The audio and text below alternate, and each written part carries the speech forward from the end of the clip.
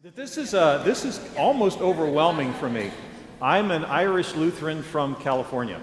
I am not a genetic Lutheran. I've only served on the coasts. My first call was on Capitol Hill in D.C., and then I went up to Pittsburgh right after the collapse of the steel industry. I ended up back out in California in a place called Orinda, just over the hills from Berkeley.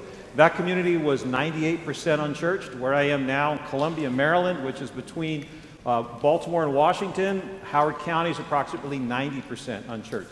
So my entire ministry has been in places where there's not a lot of Lutheran density on the ground. And Lutherans tend not to be rather dense, and we're kind of a different tradition, but there are not a lot of them. Where I'm at, I'm trying what I can. It's 9:30, you've had your coffee. But so my world has not been this. I mean, my mom would be proud. I'm standing here in holy ground here in Minnesota. Now, my wife is a real live genetic Norwegian Lutheran. We met when I was in D.C. She was in the second year of what's called the Lutheran Volunteer Corps program when it was just getting started. She finished up here at the University of Minnesota, happened to be in D.C. when I was working at Luther Place, and we met one night volunteering at the homeless shelter, and I said, wow, who's this cutie with this great accent? And she took off a year when this was still very experimental to come into Washington, and this past Monday was 35 years together. So those of you who, Lutheran Volunteer Corps, I think, has created a lot of weddings and marriages over the years, and that was, we're one of ours. You happen to be one of them. There you go. So that's my story, and I'm sticking with it. We don't, in where we are in Columbia, have a lot of Lutherans where we worry about the attractional model or how do we maintain things. Everything that we have to do, literally the last 20 years of my ministry, 30 years of my ministry, if it doesn't have a missional component, it's really not going to be of any value. So that has to be woven into it. One final little thing, and then we'll get into the meat of the program here. Yesterday, Todd mentioned that as you're leading and creating change, you will have some sabotage that comes up. Sometimes that's just bad process. You didn't do, it's good to have a good process. Sometimes they're issue related.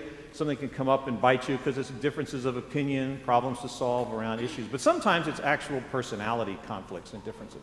And we used to call those antagonists. The story I'm going to tell, and it really is our story. I wish the people that I'm going to talk about could be here to share their stories. As we move through this, probably about 7, 8, 9 years ago, I was getting letters, personal letters to my home, anonymous, that were so threatening I had to turn them over to the police. So in the midst of all that stress, 5 years ago, I was shipwreck diving up in Canada in the St. Lawrence Seaway in a 2-knot current and had a heart attack. And I made it across the jump line and back up the up line. They pulled me back up on the boat. I spent 3 days in an ICU with an aortic pump to make sure I didn't die before they did a quad bypass, September 5th, 2012. So, as we tell this delightful story of transforming your church, what's the worst that could happen? If you decide, if you really want to take it on and make things, what could possibly go wrong, right? So there you go. Anyway, so this is a story, again, in those contexts, radically secular, not a lot of Lutherans, how to empower the church to be the church in its world. We talk as Lutherans a good story about empowered laity. We talk about a priesthood of all something. Help me out here. I mean, we kind of have the rhetoric, we have the ideology, but have we really invested in making that change happen? So that's the story I want to try and tell here in the time that I've got left, and then we'll include more of it when we get to the workshop. So I'm calling it Resilient Church. Later on, we'll see where that term comes from based on some other research that's out there. So, Resilient Church, we're Lutherans, here we are. I might be Irish and Californian, but we need to start with some biblical text, and I thought some interesting ones to jump into. This is right before a text that most of us know fairly well, and I'll include that in just a bit, the fivefold ministry. But there's this rather interesting little thing that the author of this letter to the church at Ephesus, may or may not have been Paul, but whoever, the author who wrote this, quotes Psalm 68, but to each one of us grace has been given as Christ apportioned. This is why it says, I don't know if you've ever really camped out in this thing, it's a rather odd little statement seemingly. When he ascended on high, he took many captives and then gave gifts to his people. To put it in the context of the Roman Empire when this is being written, that's a perfect picture of what happens when the conquering generals come back into Rome. And behind their chariots are chained up the various other military leaders that they defeated, maybe a king and queen and so forth, and they're shackled, and leading the captives through the streets off to the Caesar. And as they are traveling, they have coins that are minted for the occasion, gold coins, and they have an image either of the general or of the Caesar of the time, and they're casting them out of the back of the chariot. Yes? So these two images roll together, taking the captives and distributing their identity. And I wonder, my interpretation, the biblical scholars in the room can tell me, well, you're all wrong, and that's why, you had a heart attack, buddy. If you'd have done it correctly, you wouldn't have been so difficult.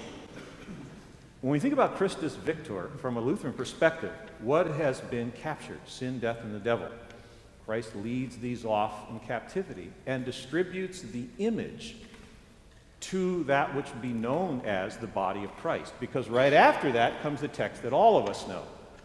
So Christ gave the apostles, the prophets, the evangelists, the pastors, and teachers to equip his people for works of service. So having defeated sin, death, and the devil, the image, the identity of the one who saves is now cast into and given to this community called the body. And in that there are these fivefold gifts. So far, so good. But then we bounce over, and there's some theory, yes, whether or not the author or the collector of John's Gospel actually ended up in Ephesus, don't know. But it has this interesting little section from John 14:12. Very truly I tell you, whoever believes in me will do the works I have been doing, and they will do even greater things than these, because I'm going to the Father. Again, leading the captives, throwing the image, the identity into the community. They will do even greater things. Beyond the "he is risen" statement of the good news, when the women brought that back to the men, by the way, ladies, I always use that argument. You should be the ones preaching and not us, because you're the ones who actually, were the first ones entrusted with that good news. So beyond that, I think this is one of the more extraordinary statements in the New Testament. When the 12 were sent out, and the 72 were sent out, what did they do? They brought sight to the blind, hearing to the deaf, speech to the mute. They cleansed the lepers. They raised the dead. When's the last time the dead were raised in our ministries?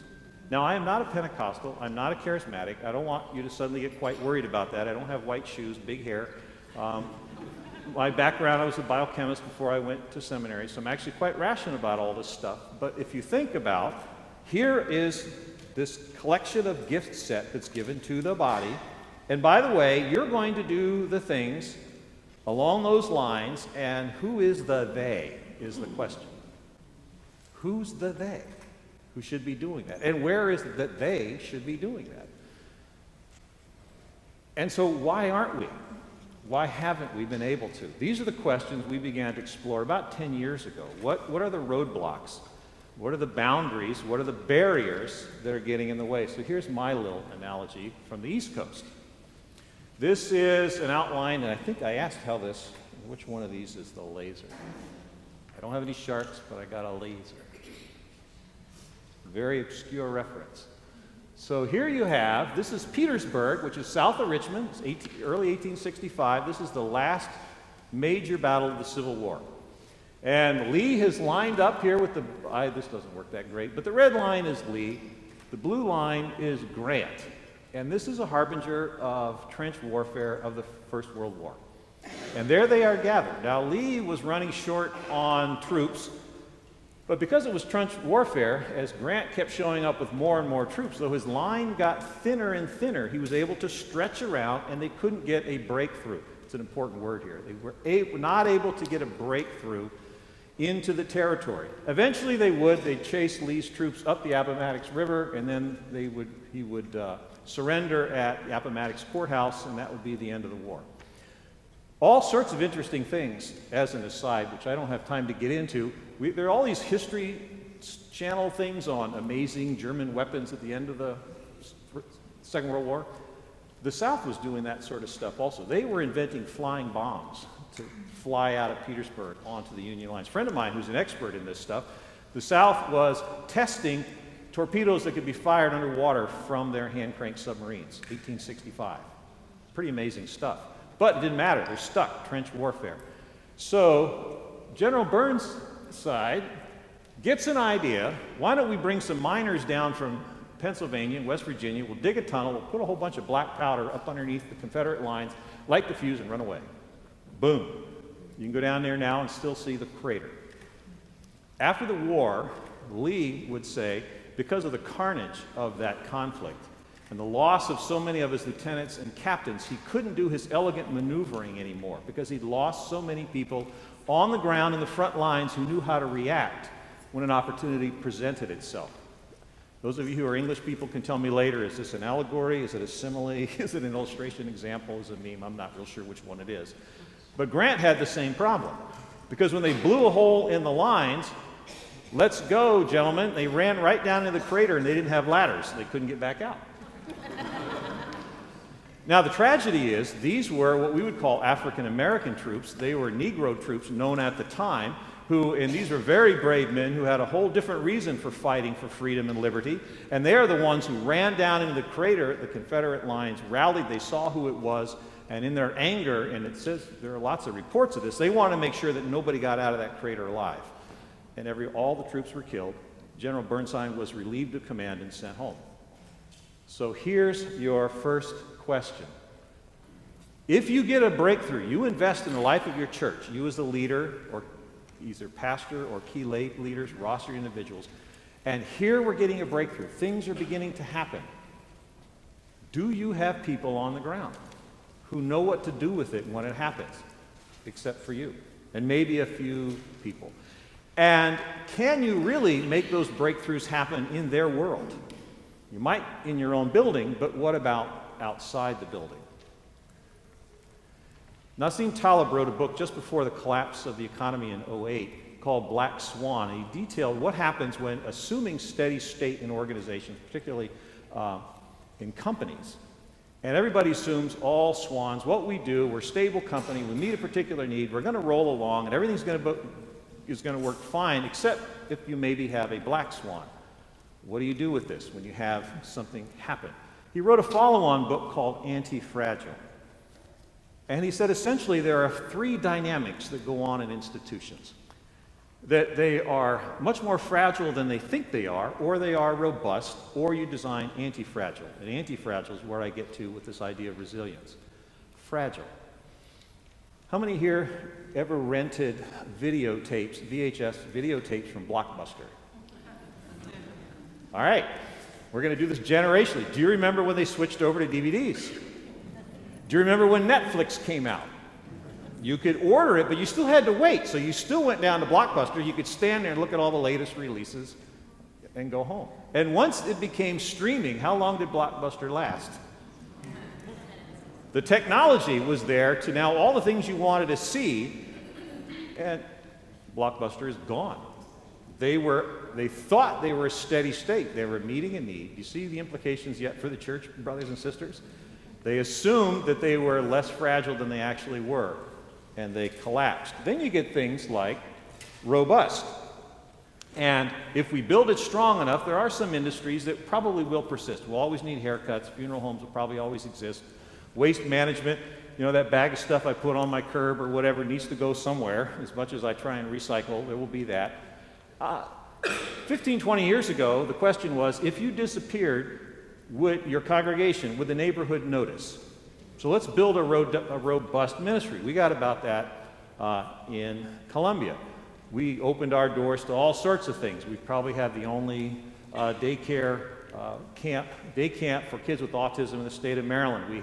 We invite in, and basically they take over our campus every Thursday, a homeschool group from Baltimore, because the schools are so bad. These parents make an economic decision that someone stays home to teach, and they come and they use our building for their co-op. And it goes on and on. We house the county's cold weather shelter for the week of Christmas. They take over our education wing. We have homeless families and children in our building for Christmas. Now that'll preach. You can get all kinds of volunteers engaged in that. So we're robust. We have a relationship with the elementary school next door. We do the free and reduced meals, backpack feedings for the kids and all that kind of stuff. But I'm in a 90% unchurched community. They're not going to wander through the doors and want to volunteer for that. So I need to create something called anti-fragile. which is how to put the DNA of being able to effectively bring your ministry into your daily life and then release people to do it. The hows of this we'll probably get into in the workshop. Not sure I can have time to approach much of it. But once you do that, once as leaders, as particularly pastors, we can get our egos off the table long enough to empower our laity to understand, that they are the they that's mentioned in John's gospel. It's amazing what happens.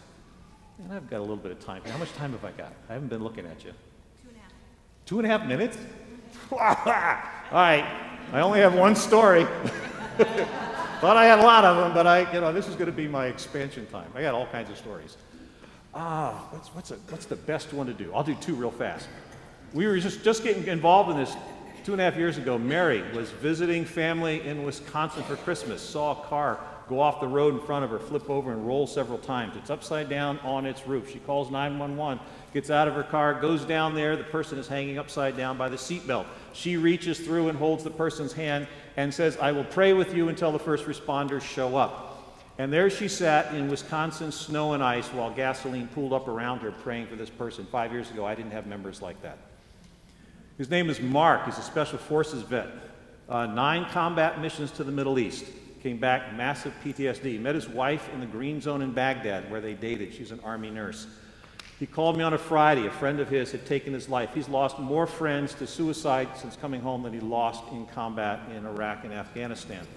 He was there that Sunday. I invited him to come forward for prayer. We have prayer teams whenever we have communion. He couldn't do it. I invited 2 of our people who have been trained up, both of them who are married to veterans. LaDonna and Judy came up and began to pray for him. He began to cry. This is in public worship outside during communion. People are wandering all around. One of the most serious badasses I know in life is crying, and now he begins to shudder in his crying. Other people gather up. And I had nothing to do with it. I wish I could show you a picture of teenagers, children, laying hands on this hero. Now I'm going to cry. As he's weeping loudly in public. Do you have a church where someone can do that? I saw him on Monday. He said all the times he stood at attention on the tarmac in Iraq and his friends went home on Angel flights, this is the first time he was allowed to feel it. They will do greater things than us. I have so many stories. I'll take your time, and I'm not allowed to do that. We have lots and lots of stories. When you empower people and you put them to work in their lives, it is amazing what happens. So, question. Clergy here present. We'll explore this in the workshop.